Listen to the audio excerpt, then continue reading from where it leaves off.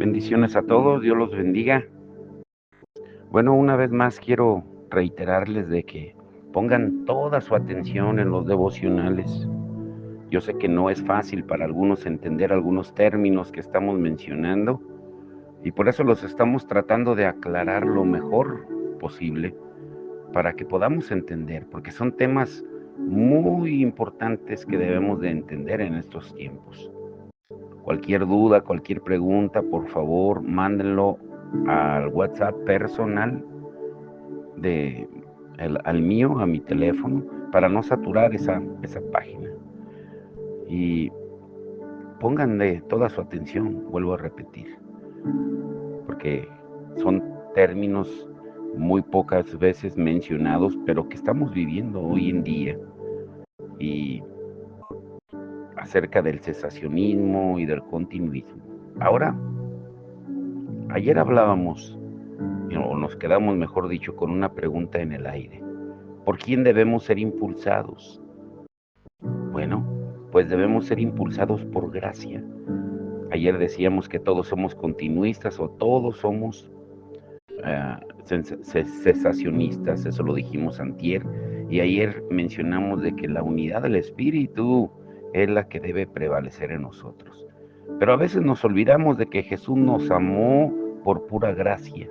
No es que no seamos conscientes de la gracia de Dios o que no mencionemos las doctrinas de la gracia en nuestras prédicas o comentarios en las redes sociales. El problema es que hablamos de estas cosas, pero no procuramos resaltar ni mostrar la belleza de Cristo en nuestro comportamiento y palabras. Hablamos de Cristo, pero no demostramos nuestro afecto por Él. Hablamos de Cristo, pero su ejemplo no es visible en nuestras palabras y actos. Y esto podría resultar en cristianos que prefieren criticar a otros en lugar de amarlos y apuntarles hacia Jesús. Ahora, eso no significa que no debamos señalar falsas doctrinas o proteger nuestras iglesias de los lobos que seguramente aparecerán, como Jesús lo advirtió en Mateo 7:15. Debemos hacer lo anterior, pero también debemos considerar si es que nuestra actitud hipercrítica realmente está mostrando la belleza de Cristo. Tenemos que considerar si no estamos cayendo en el mismo pecado de los falsos maestros, al tratar de construir una plataforma popular con nuestros memes o prédicas burlonas para ridiculizar a otros con el fin de ganar seguidores o simplemente lucir mejor que los demás. Todo ministerio que no resalte la belleza de Cristo es un falso maestro. Podemos hablar de las 5 solas, los 5 puntos y jamás mostrar la belleza de Cristo, que es lo que recalcan los reformados. Tenemos que cuidarnos de terminar defendiendo la verdad, pero al final perder la belleza y la doxología que nos debe llevar a conocer la verdad. Somos impulsados por gracia cuando vemos la belleza de Cristo, quien nos salvó por pura gracia.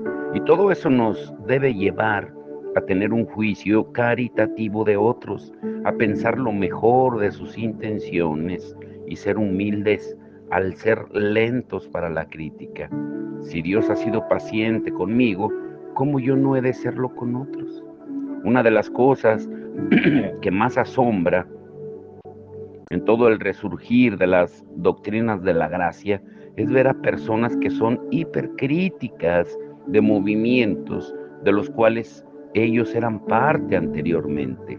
Por ejemplo, un ex pastor que abusaba del uso de los dones ha hecho de su misión apuntar todos los errores del lugar del que salió. Y eso muestra una falta de entendimiento de la gracia. Aprendieron las doctrinas de la gracia, pero no han aprendido lo que es la gracia. Cuando uno entiende lo que es gracia, entiende que su capacidad para comprender alguna verdad de las Escrituras se debe a que Dios en su misericordia nos ha permitido ver algo que no podíamos descubrir por nosotros mismos. Ese entendimiento debe reflejar en la forma en que hablamos a otros que todavía no pueden ver lo que yo ya puedo ver. Nuestras palabras y la forma en que nos comunicamos deben mostrar este asombro ante un nuevo entendimiento que solo viene de Dios. Por eso debo reflejar la paciencia que Dios y otros tuvieron conmigo y con nosotros cuando todavía no podíamos comprender. Pero es irónico que alguien que salió, por ejemplo, de algún movimiento pentecostal, esté 2 años después todavía hablando de ese grupo en una forma que no refleja compasión, cuando él mismo ha sido receptor de inmensa misericordia. No todos seremos ah, como Lutero haciendo grandes llamados a la reforma de la iglesia, pero todos somos llamados a mostrar la belleza de Cristo y amar a la novia de Cristo. Recordemos que nuestro papel en la Iglesia Universal de Cristo debe estar definido por nuestra iglesia local. Es en nuestra iglesia local la que debe comisionarnos a cualquier participación en ministerios, y todo lo que comuniquemos debe representar las convicciones y direcciones de la iglesia local a la que pertenecemos. Esto quiere decir que si eres un llanero solitario atacando a todos los herejes, pero tu pastor no apoya estas actividades, pues estás desobedeciendo la palabra de Dios, como dice Hebreos 13:17. Y además cada pastor local está llamado a proteger a la iglesia en la que sirve. Esa es su mayor responsabilidad. Tenemos que manifestar la belleza de Cristo. Aunque es importante señalar doctrinas erróneas, eso nunca debe tener mayor preeminencia que predicar la belleza de Cristo. Señalar doctrinas erróneas no es lo que traerá verdadero cambio a las personas, sino ver el Evangelio reflejado en nuestro argumento y la forma en que lo presentamos.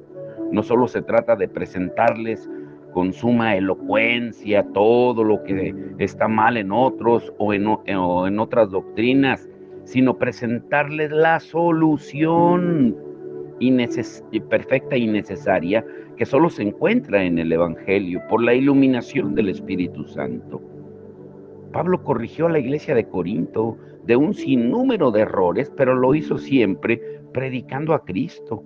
Él les dijo en 1 Corintios 2:2, pues nada me propuse saber entre vosotros excepto a Jesucristo y a este crucificado.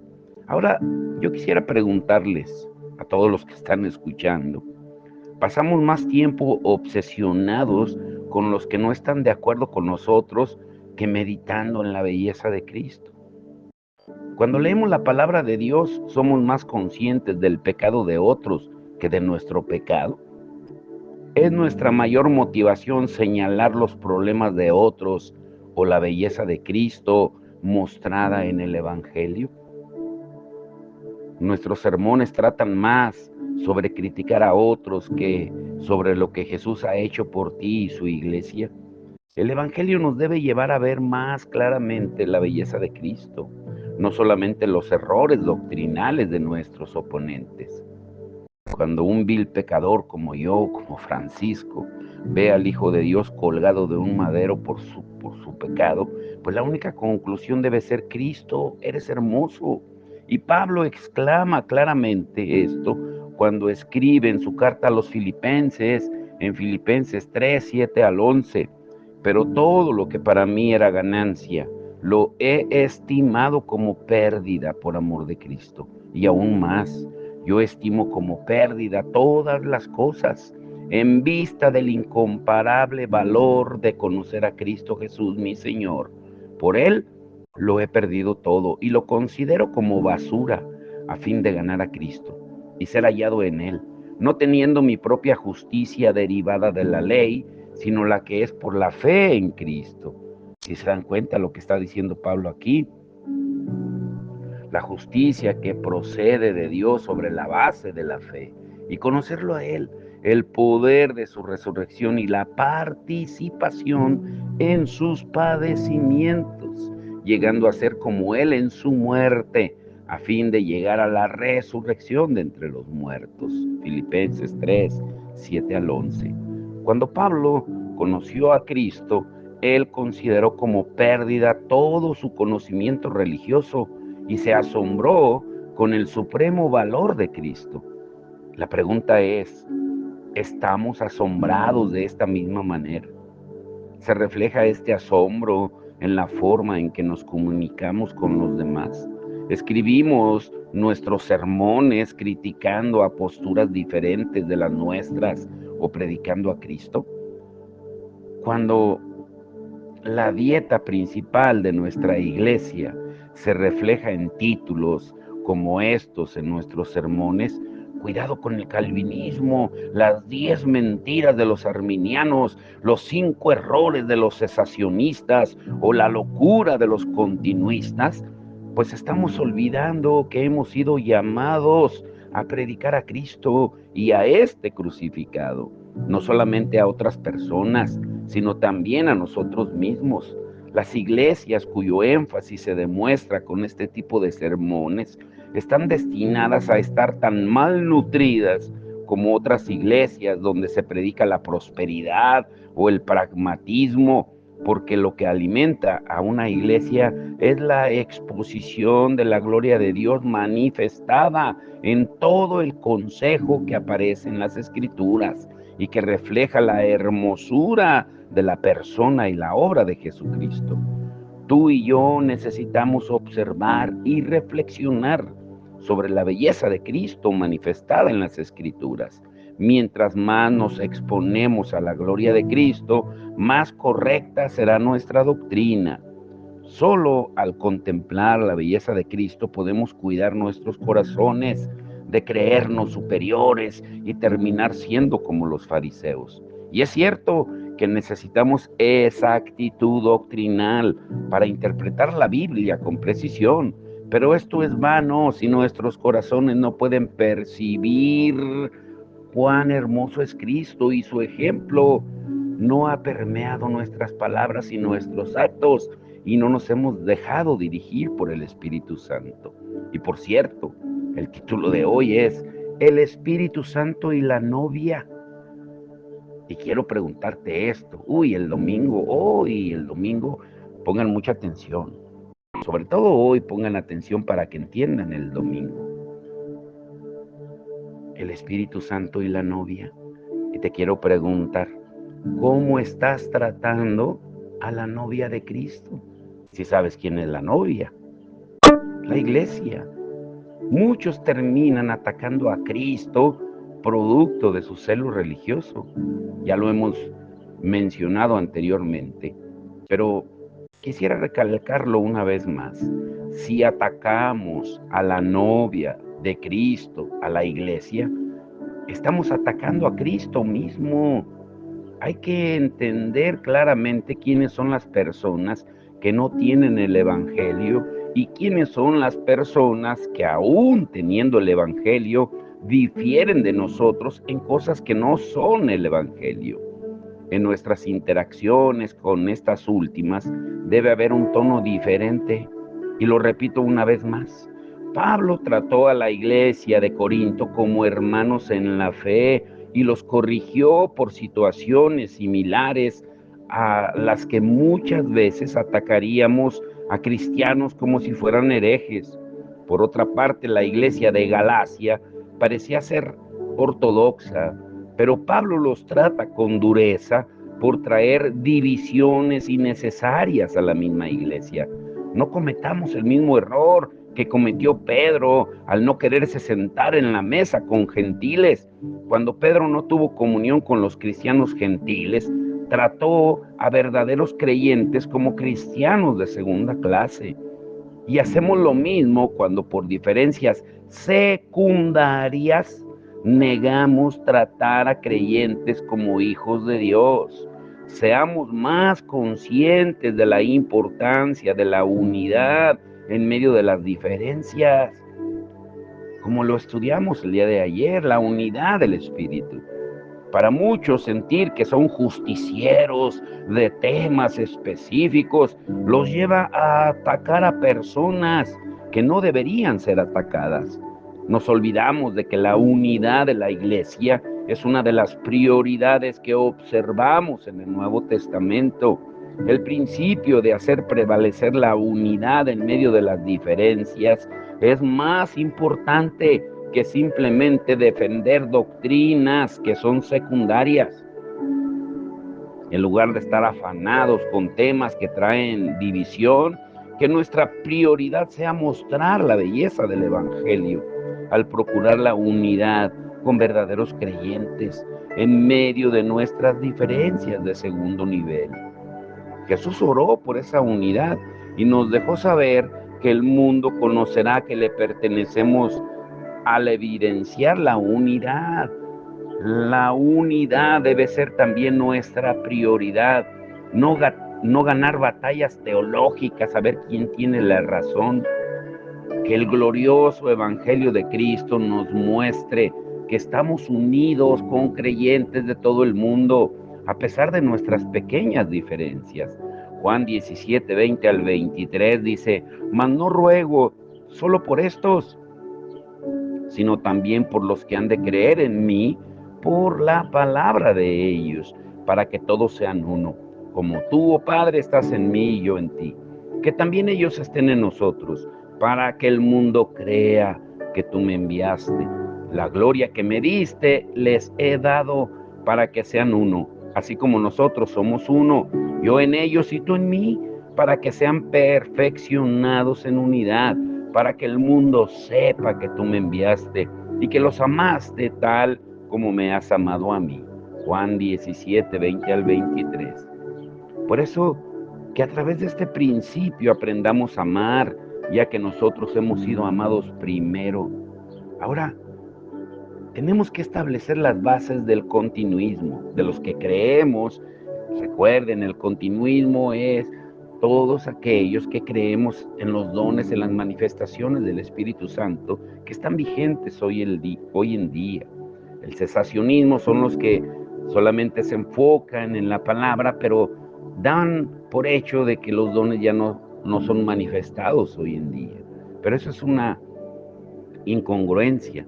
¿Cómo podemos creer en el poder de la palabra y no creer en el poder del Espíritu?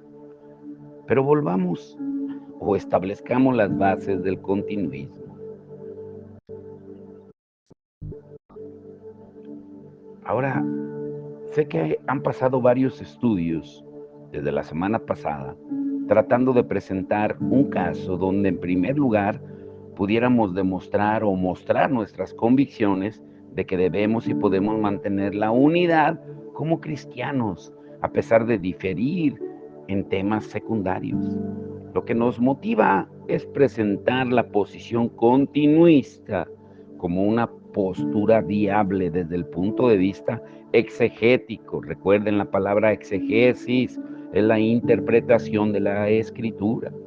Y lo que queremos decir es que nuestro objetivo es que aún para aquellos que no están de acuerdo con la postura continuista, puedan al menos aceptar que no es bíblicamente irresponsable llegar a esa posición en el mundo.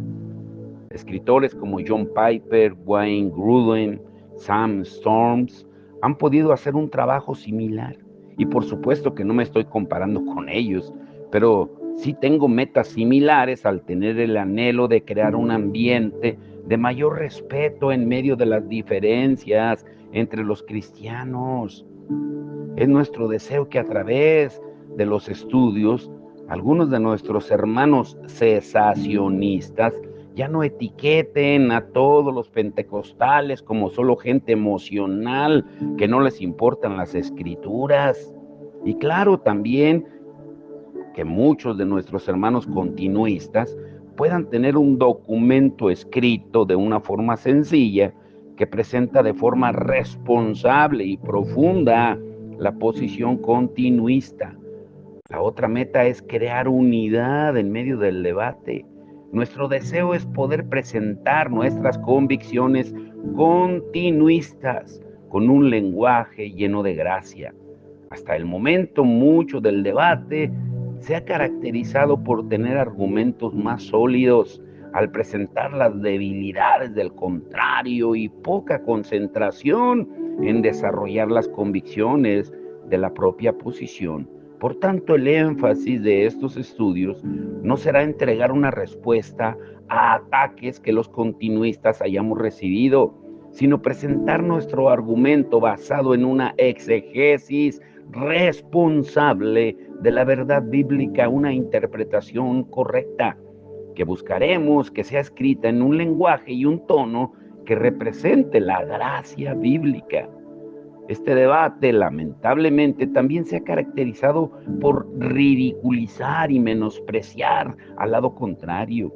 Y por esa razón también deseamos crear un sentido de prudencia, respeto y dominio propio que impida caer en actitudes de burla de las posiciones contrarias. El escarnio, la burla, solo crea mayor división porque ambos lados caen en una espiral de ofensas al representar al otro de una forma irrespetuosa e incorrecta. Debemos ser cuidadosos de no violar uno de los 10 mandamientos al dar falso testimonio y exagerar posturas y prácticas de aquellos que no concuerdan con nosotros.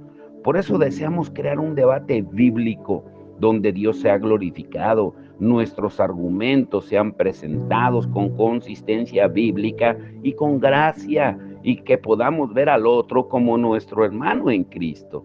Por eso el título, recuérdalo, ¿cómo estás tratando a la novia de Cristo? El Espíritu Santo y la novia. Y aunque deseamos ser solícitos en guardar la unidad, la meta es presentar con claridad el argumento bíblico para defender el continuismo.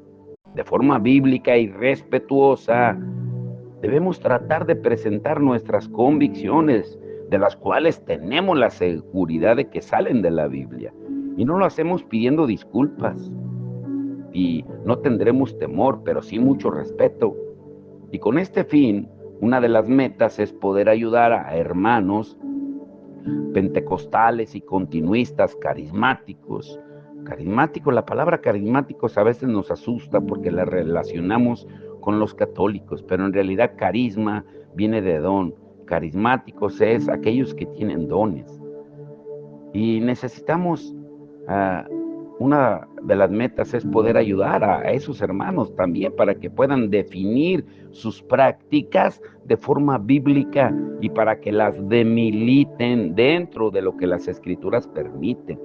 O sea, lo que quiero decir es que deseamos que esta reflexión pueda servir para corregir algunos extremos en el ala continuista. La forma de corregir extremos no es dando opiniones particulares, sino permitiendo que sea el mismo canon de la palabra que dicte las prácticas que son posibles en la práctica de los dones. Y al final nuestras prácticas deben salir de lo que la Biblia permite y no de nuestras sensibilidades culturales.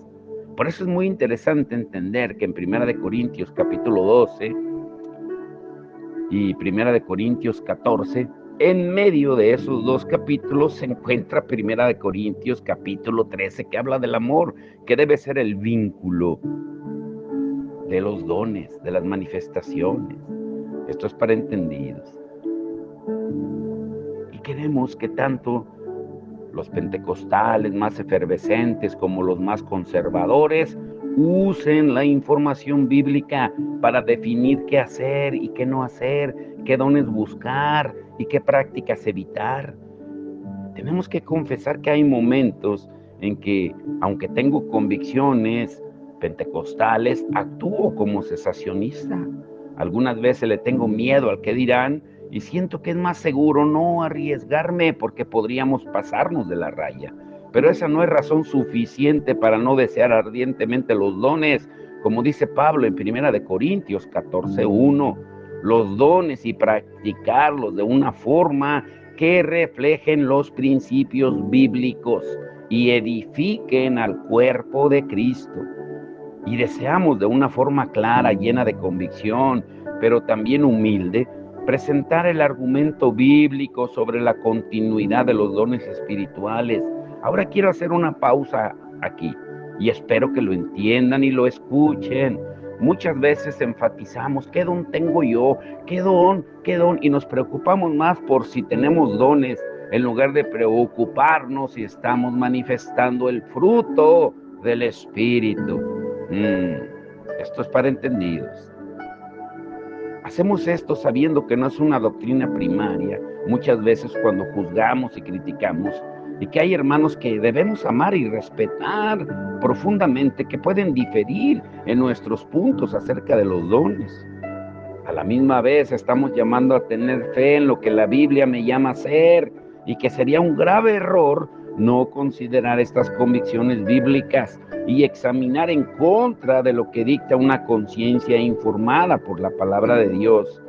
No es saludable ni correcto ir en contra de la conciencia. Ahora, escuchen este punto para concluir por hoy. La vigencia de los dones. La doctrina continuista afirma que ningún don, carisma es la palabra en griego, presentado en el Nuevo Testamento como disponible, ha cesado de funcionar, sino que todos los dones presentados ahí continúan operando y están disponibles para la edificación de la iglesia. Los continuistas afirmamos que todavía estamos en la época del Espíritu Santo, que comenzó en Pentecostés y terminará con la segunda venida de nuestro Señor Jesucristo. A esta época también se le llama los últimos días en el Nuevo Testamento, en Hechos 2:17, segunda de Timoteo 3:1, Hebreos 1:2, Santiago 5:3, segunda de Pedro 3:3. Estudien esas escrituras. Y aunque entendemos que hubo aspectos particulares irrepetibles en la historia de la salvación durante el establecimiento de la iglesia, afirmamos que los dones están vigentes para la iglesia actual de la misma forma en que estaban vigentes en los tiempos de la iglesia primitiva. Entendemos que el canon está completo y que no hay revelación autoritativa nueva fuera de los 66 libros de la Biblia. En buen español, que nadie le puede agregar nada a la palabra que ya está escrita. Aunque muchos cesacionistas tienen buenos argumentos basados en la teología bíblica y la teología histórica, el mayor volumen de información bíblica está a favor de la continuidad de los dones y por consiguiente la necesidad de presentar carga probatoria recae más en los cesacionistas que en los continuistas. Lo que quiero decir es que no veo ningún texto bíblico que afirme de forma explícita que los dones cesarían, sino por el contrario, hay muchos textos que animan a todos los creyentes a buscar los dones para la edificación del cuerpo. Y solamente te hago esta pregunta: ¿cómo es posible que esta teología, esta doctrina del cesacionismo comenzó hasta el año de 1500? O sea, durante 1500 años la iglesia se manejó a través de los dones y 1500 años después comenzó la controversia. Y ahora queremos hacer más caso a la controversia que a lo que ya está establecido en la Biblia. El objetivo de los dones no es establecer dogmas o ejercer autoridad sobre los creyentes, sino edificar a la iglesia. Y lo que queda claro en el Nuevo Testamento es que toda edificación del cuerpo se logra al ver a Cristo, su persona y su obra. El apóstol Pablo le escribe a los Corintios y les dice que somos transformados por medio de observar la gloria del Señor. En 2 de Corintios 3:18, también estudien Juan 17:22 al 24, 2 de Corintios 4:4 al 6, Romanos 12:1 y 2. Por consiguiente, los dones espirituales deben apuntar a Cristo y estar alineados con la enseñanza bíblica, que es nuestra norma de fe y conducta. para la vida y la piedad.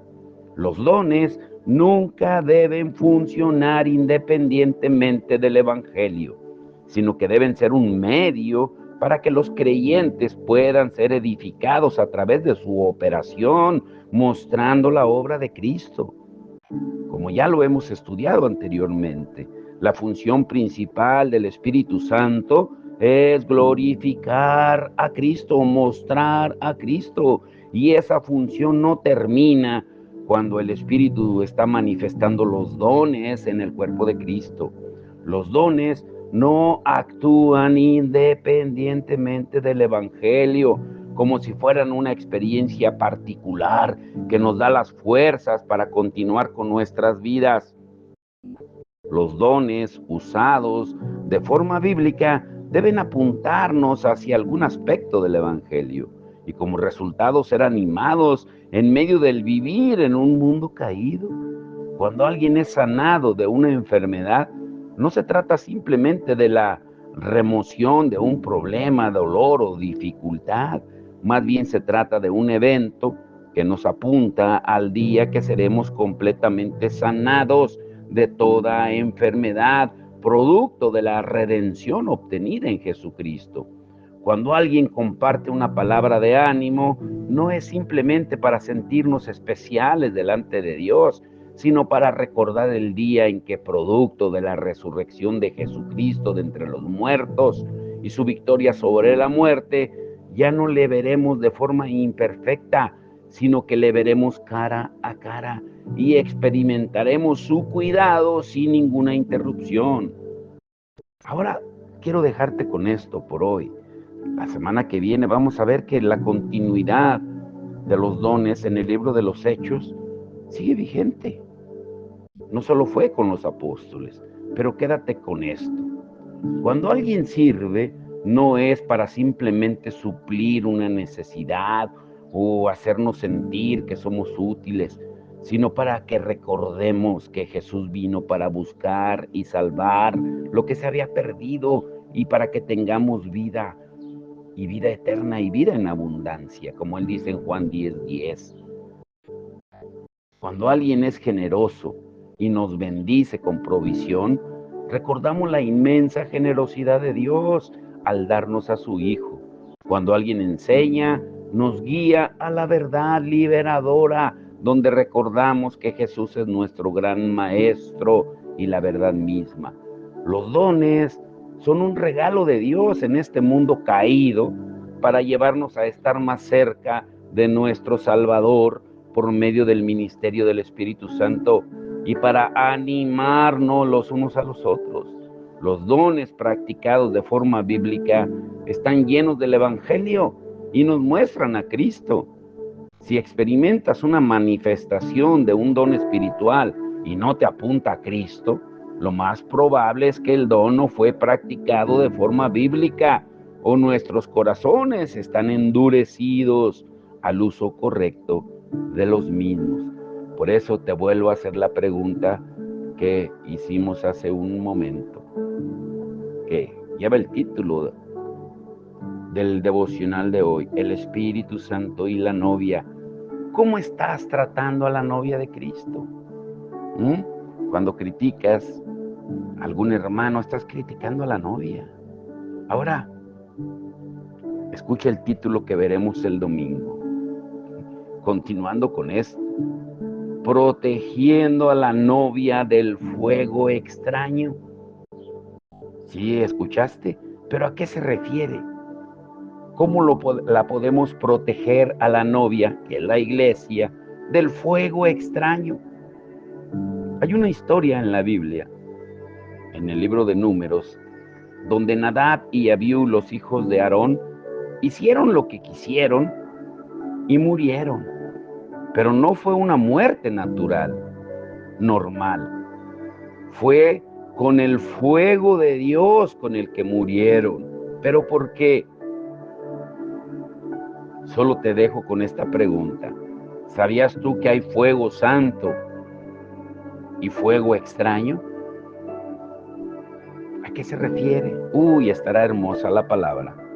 Pero vamos a orar. Padre, en el nombre de Jesús, te damos todo el honor y la gloria. Señor, glorifícate en tu palabra. Tu palabra es verdad.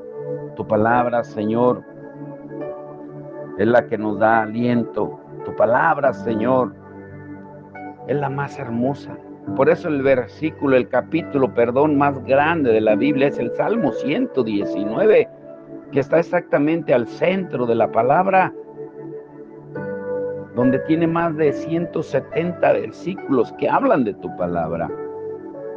Tu palabra, Señor, iluminada por el Espíritu, es fortaleza a nuestro ser integral, al cuerpo, al alma y al espíritu. Por eso, Señor, danos entendimiento en toda tu palabra. Quita toda nube de duda de nuestra mente.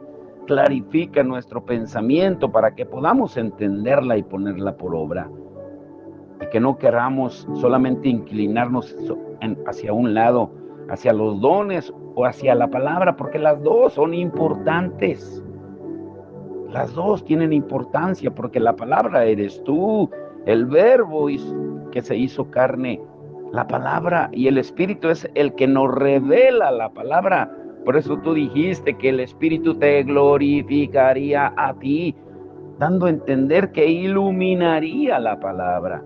Te rogamos, Señor, que aprendamos a no estar atacando solamente, como hay tantos hermanos que los debemos amar, pero que atacan a la iglesia, que se sienten los defensores con autoridad, como si tú les hubieras acreditado para ser justicieros de la fe, y critican inmisericordiamente a todos aquellos que no están de acuerdo con ellos. Danos entendimiento y amor, Señor, que el fruto y los dones no pueden estar separados. ¿Cómo podemos proteger a la novia del fuego extraño? Danos entendimiento, Señor, te lo rogamos, en el nombre de Jesucristo. Y que tengamos, Señor, un servicio glorioso, no solo nosotros, sino en todos los lugares donde se glorifique tu nombre. Este domingo, Señor, que es el día que tú estableciste, el primer día de la semana, el domingo, porque fue el día que tú resucitaste, y la iglesia se reunía el primer día de la semana, como dice tu palabra. Es el día establecido por ti. Quita todo impedimento, Señor, que el enemigo quiera poner para que no nos congreguemos. Te damos toda la gloria y la honra en el nombre de Jesús. Amén y amén.